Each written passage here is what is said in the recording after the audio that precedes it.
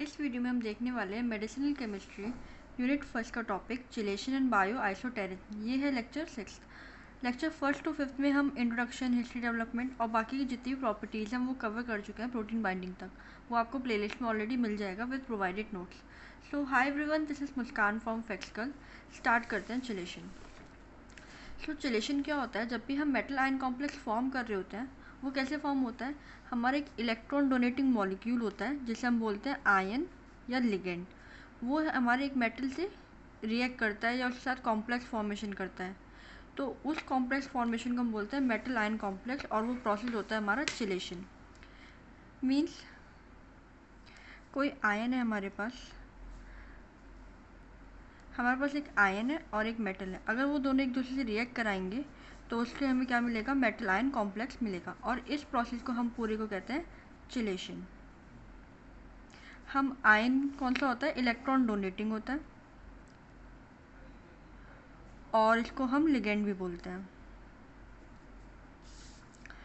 So complex of drug molecules can cross the natural membrane barriers. Mean जो भी हमारे complex formation होते हैं वो हमारे नेचुरल मेम्ब्रेन जो होती है, जो फॉस्फोलिपिड लेयर्स होती है या प्लाज्मा मेम्ब्रेन होती है, उन्हें क्रॉस नहीं कर पाते। So they give a drug biological ineffective.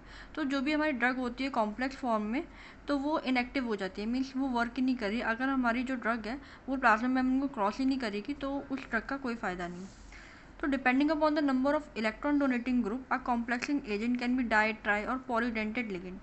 तो जितने भी हमारे इलेक्ट्रॉन डोनेटिंग ग्रुप्स होते हैं और अटैच होते हैं वो हमारे मेटल आयन कॉम्प्लेक्स है, उसी के बेसिस पे हम उनको बोलते हैं कि ये डाई डेंटेड लिगेंड है, या ट्राई डेंटेड लिगेंड है, या पॉलीडेंटेड लिगेंड है। और पॉलीडेंटेड लिगेंड के एक अच्छा खासा एग्जाम्पल है हमारे पास EDTA, ethylene diamine tetraacetic acid.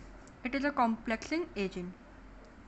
और अगर हम नेचुरल की बात करते हैं तो हीमोग्लोबिन और साइनोकोबाल्मिन हमारे क्या एक नेचुरली अकरिंग चिलेट्स हैं। So these are natural. और ये हमारा जो था EDTA, ethylene diamine tetraacetic acid, ये हमारा कॉम्प्लेक्सिंग एजेंट है जो हमने बना रखा है, एक स्ट्रक्चर है वो। So when agent form complex with a metal ion, a ring structure is also formed as chelate. हमारा कोई भी एजेंट अगर हम मेटल आयन के साथ स्ट्रक्चर फॉर्म कर रहा है तो उसको हमने बोला ये चिलेट है हमारा। और जो भी कॉम्प्लेक्सिंग एजेंट हम यूज़ करें, जैसे कि हमारा कॉम्प्लेक्सिंग एजेंट का एग्जांपल था EDTA, अगर हम इसे यूज़ करें तो उसको हमने बोला चिलेटिंग एजेंट। और ये फिनोमिना क्या है? This phenomena is known as chelation, जैसे कि मैंने आपको बताया था। तो इसका सिग्निफिकेंस क्या है चिलेशन का इन बायोलॉजिकल सिस्टम? तो जो भी एंटीडोट्स होते हैं मेटल पॉइजनिंग के लिए, ये उसके लिए काम आता है। डायमर कैप्रोल होते हैं आर्सेनिक पॉइजनिंग के लिए। जब भी हमारा डायमर कैप्रोल आर्सेनिक से रिएक्ट करता है तो आर्सेनिक पॉइजनिंग को वो रोक देता है। Like disodium EDTA is used in removal of toxic metal ions.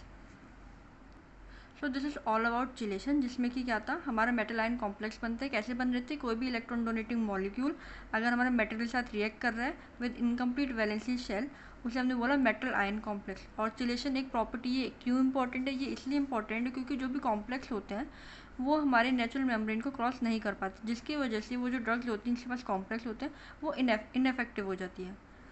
So next है हमारा आइसोटेरिज्म। आइसोटेरिज्म में क्या क्या है?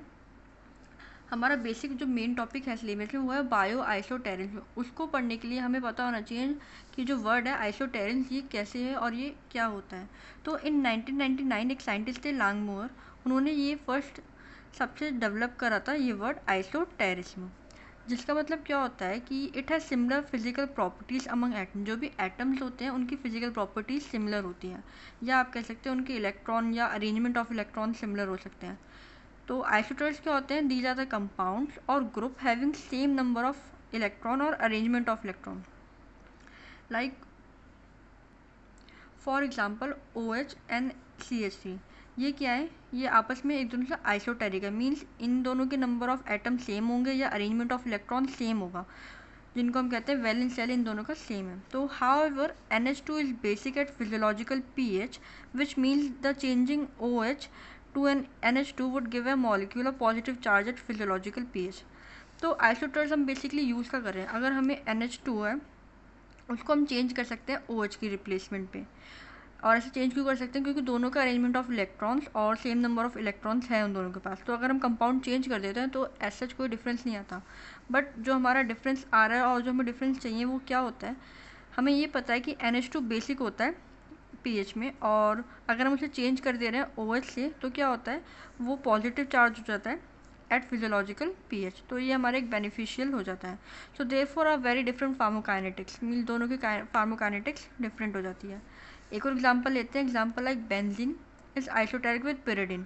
कभी कभी MCQ में भी पूछ ले जाते हैं कि what is the isosteres of benzene, तो आपको पता होना चाहिए कि बेंजीन का आइसोटर क्या होता है, pyridine होता है।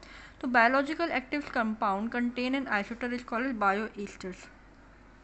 तो कोई भी हमारा बायोलॉजिकल कोई कंपाउंड है जो कि आइसोटर्स कंटेन करता है तो उसको हमने बोला बायो आइसोटर। तो इधर से ही वो वर्ड आता है बायो आइसोटेरिज्म, जो कि हमें पढ़ना है। बायो आइसोटेरिज्म का मतलब क्या है, इसका बेसिक सा यूज़ यही है कि वो टॉक्सिसिटी को रिड्यूस करता है, बायोएबिलिटी चेंज कर देता है। अगर हमें NH2 नहीं चाहिए और उसकी जगह OH अच्छा वर्क कर रहा है तो हम चेंज कर सकते हैं इजली। तो ये एक बायो आइसोटेरिज्म की एक अच्छी प्रॉपर्टी है। और वो हमारी कोई भी लीड कंपाउंड क्या होता है, न्यू एक्टिव कंपाउंड की एक्टिविटी को मॉडिफाई कर सकता है। So this is the bio isosterism. इसकी क्लासिफिकेशन होती है, ये दो टाइप में क्लासीफाई है, एक तो classical bio isosteres and non classical bio isosteres. तो जो बायो आइसोटर्स हमें एक बार और दोबारा समझ लेते हैं होता क्या है। It is a functional group और a molecule that have chemical and physical similarities, means उसकी केमिकल प्रॉपर्टीज सेम होंगी और फिजिकल प्रॉपर्टीज़ भी सेम होंगी, by producing broadly similar biological properties. और इन दो प्रॉपर्टीज़ के सिमिलर होने से क्या बेनिफिट होगा कि उनकी जो बायोलॉजिकल प्रॉपर्टीज़ होती है उनसे हमें बेनिफिट मिलता है। सो अभी हमने क्लासिफिकेशन देखा था classical and non classical. Classical again हमारा क्लासीफाई होता है डिफरेंट 5 में, monovalent, divalent atoms, trivalent atoms, tetravalent atoms and ring equivalent. So these are 5 classical bioisosteres. Monovalent bioisosteres जिसके एग्जांपल है OH, जैसे मैंने बताया था OH NH2 का बायो आइसोटर्स है, तो ये दीज आर सम कंपाउंड जो एक दूसरे के आइसोटर्स हैं। देन डाइवैलेंट, डाइवैलेंट मीन्स हमारे पास दो बॉन्ड हैं, they all are single bonded and they are all double bonded, तो इसलिए हमने बोला di. Di means two, di means two, mono means one, tri means three, three bonded है, 1 2 3। Tetra means 4, tetra means 4। तो these are some compound and this is ring equivalent. Ring equivalent से हमें पता चल रहा है कि उसमें रिंग है, तो बेंजीन जो है वो pyridine के आइसोटर था, जैसे मैंने एग्जांपल बताया था। Then non classical bio isostere. Non classical bio isosteres क्या होते हैं, they do not fit rigidly to the steric and electronic rule of the classic. जो भी क्लासिक के रूल होते हैं बेसिक से वो इसको फिट नहीं करते, इसके अपोजिट होते हैं। ये भी दो में क्लासीफाई हो रखे हैं, exchangeable group and ring versus non cyclic structure. तो also they do not have the same number of atom as replacement. जो भी हमारे क्लासिकल वाले थे उनका सेम नंबर ऑफ इलेक्ट्रॉन्स होते हैं, सेम नंबर्स ऑफ एटम होते हैं, बट इन नॉन क्लासिकल उनके पास they do not have same number of atoms.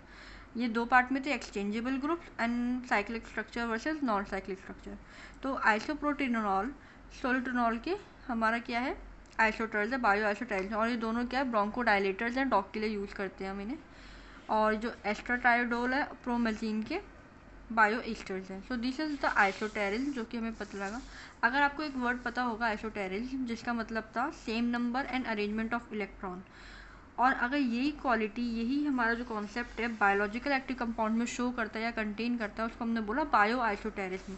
तो आइसोटेरिज्म के आगे बायो वर्ड लग गया, मीन्स किसी भी ड्रग में या किसी भी बायोलॉजिकल कंपाउंड में हमारा ये आइसोटेरिज्म शो हो रही है, तो उसे हमने बोला बायो आइसोटेरिज्म। और इसका यूज़ क्या था, इसका यूज़ सिंपल सा ये था कि वो टॉक्सिसिटी को रिड्यूस कर देता है, बायोएबिलिटी चेंज कर देता है ड्रग की, और वो मॉडिफाई कर देता है हमारी reactivity of the lead compound.